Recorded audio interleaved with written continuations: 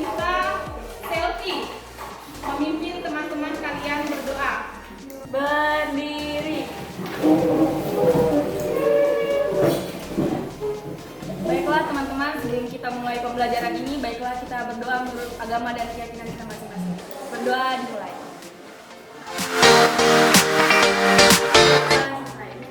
Terima kasih Selfie sudah memimpin temannya untuk berdoa. Nah, sebelumnya Ibu absen dulu ya. Ibu cek dulu kehadirannya. Sena Mahendra, Nilu Firnayanti, cek semuanya ya. Bagaimana? Sudah siap untuk belajar? Ya. Oke, semuanya silakan kalian perhatikan gambar pada layar fokus di depan. Menurut kalian itu gambar apa? Gambar pelabuhan. Nah, di situ ada 3 gambar. Yang di bagian kiri itu gambar pelabuhan zaman sekarang. Kemudian yang bagian kanan pelabuhan zaman dulu, pelabuhan zaman kerajaan. Ya. Kemudian gambar yang paling atas itu merupakan gambar kapal yang sedang menurunkan penumpang. Ya. Jadi apa kira-kira yang ada dalam benak kalian tentang gambar tersebut? Tempat terjadinya perdagangan dan tempat terjadinya jual beli barang. Ya, terjadinya kegiatan perdagangan, tempat terjadinya proses jual beli barang. Nah, dengan masuknya agama Islam ke Indonesia itu tentu menambah keanekaragaman adat istiadat, kemudian agama dan tradisi atau budaya di negara kita.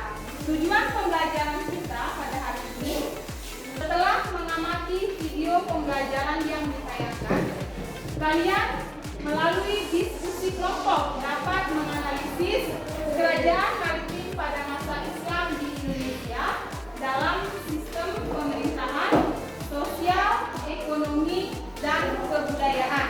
Kira seperti apa ekonomi maritim kerajaan-kerajaan maritim Islam? Cukup berkembang karena terletak di tepi sungai. Materi kita pada hari ini adalah menganalisis kehidupan pemerintahan, sosial, ekonomi, dan budaya kerajaan-kerajaan maritim Islam di Indonesia, di antaranya Kerajaan Samudra Pasai, Kerajaan Banjar, Kerajaan Ternate dan Tidore, dan Kerajaan Goa. Jadi tugas kalian nanti menganalisis kehidupan pemerintahan, sosial, ekonomi, dan kebudayaan Kerajaan Samudra Pasai, Kerajaan Banjar, Kerajaan Ternate dan Tidore, dan Kerajaan Goa.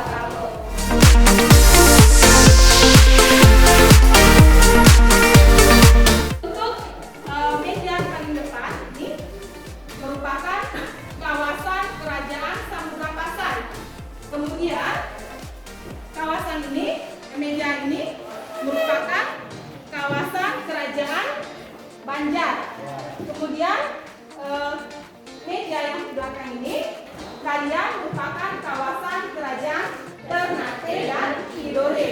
Dan kawasan meja paling depan kalian merupakan kawasan dari Kerajaan Goa Talo. Ya. Baik, bersama-sama kita akan menyaksikan video yang berkaitan dengan materi Kerajaan Samudra Pasai, Kerajaan Banjar, Ternate Tidore, dan Kerajaan Goa Talo.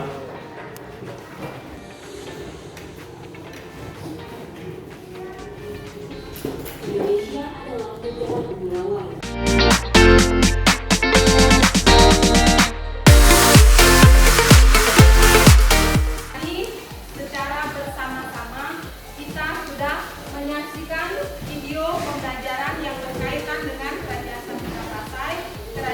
Ternate Tidore dan Kerajaan Walau. Ibu ingin meminta tanggapan kalian mengenai video yang sudah kalian saksikan tadi. Siapa yang bisa menanggapi? Coba Lisa. Pendapat saya mengenai video tadi tentang Kerajaan Samudra Pasai merupakan kerajaan yang paling berpengaruh di Selat Malaka sehingga menyebabkan banyak pedagang asing yang mudah untuk berdagang di samudra. Oke, menurut Lisa tadi, jadi kalian akan melakukan penelusuran baik itu melalui bahan ajar, buku siswa yang kalian miliki, kemudian dapat juga melalui internet ya. Kalian itu beri waktu 15 menit.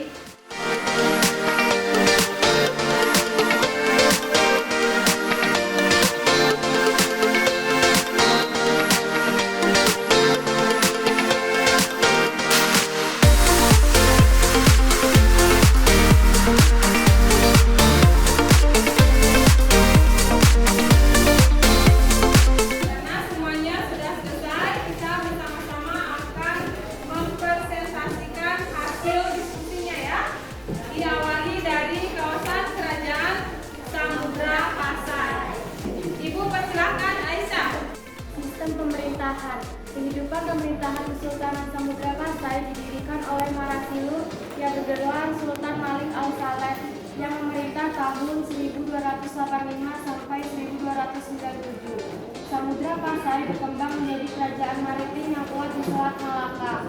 Kerajaan Samudra Pasai mencapai puncak kejayaannya pada masa pemerintahan Sultan Malik Az-Zahir yang memerintah pada tahun 1297 sampai dengan 1326.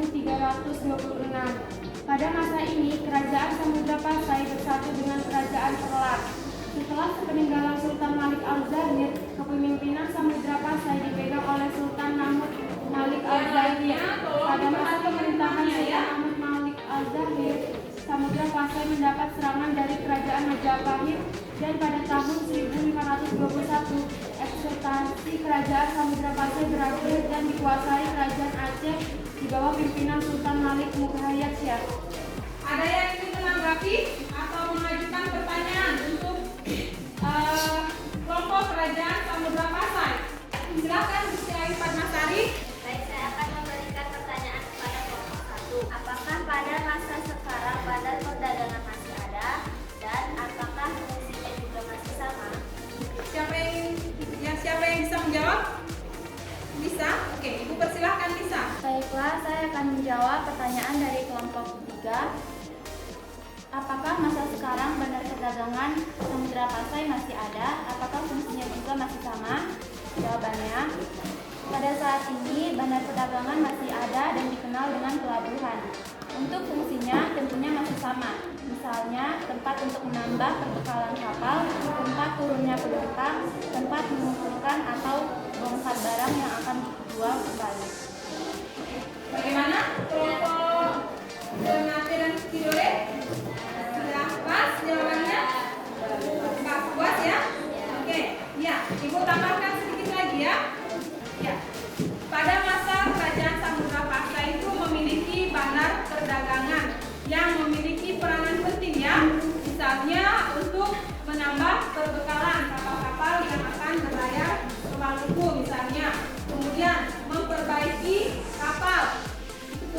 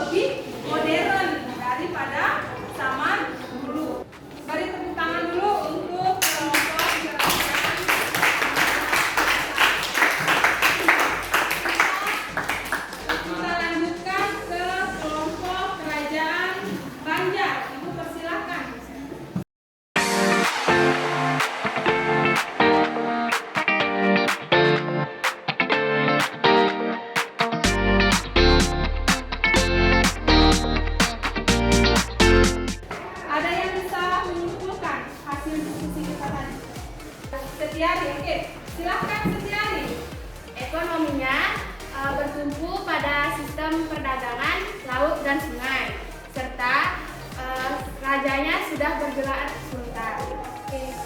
Kehidupan perekonomiannya bertumpu pada sektor perdagangan laut dan sungai. Setelah ini kita akan melakukan evaluasi. Jadi soalnya itu sudah Ibu kirim di WA grupnya kalian ya. Silakan kalian akses, soal kita berbentuk Google Form. Silakan diakses melalui WA group. Ibu kasih waktu 5 menit. Dipersilakan.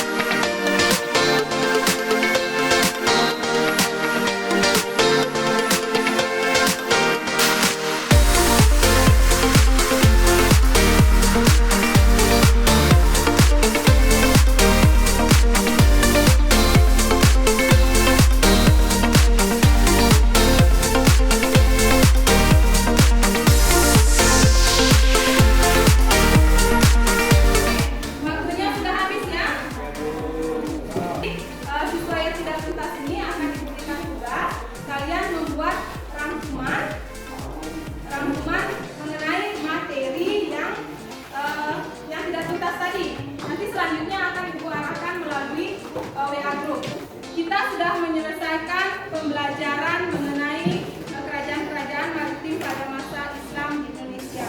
Ibu ingin satu orang melakukan atau merefleksikan pembelajaran kita hari ini. Siapa yang bisa? Ya, Lisa. Silakan Lisa. Untuk pembelajaran hari ini, materi yang yang dipahami yaitu materi tentang sistem pemerintahan Kerajaan Samudra Pasai. Sedangkan materi yang belum dipahami yaitu tentang pengaruh kebudayaan Kerajaan Samudra Pasai pada masyarakat Indonesia pada masa itu. Baik, tugas untuk kalian. Tugasnya kalian diberi tugas masing-masing kelompok, masing-masing kerajaan itu membuat clipping. Jadi tugasnya nanti paling lambat itu dikumpulkan 1 hari sebelum pembelajaran berikutnya.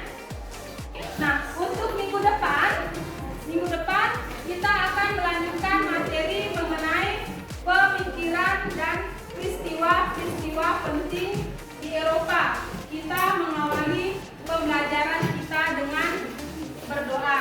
Maka kita juga akan mengakhiri pembelajaran kita dengan doa.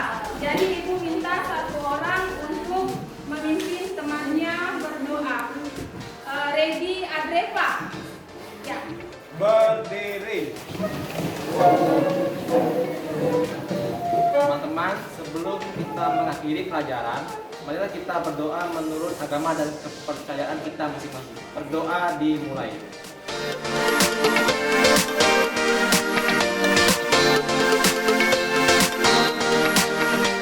Doa selesai. Baik, untuk hari ini pertemuan kita sampai di sini.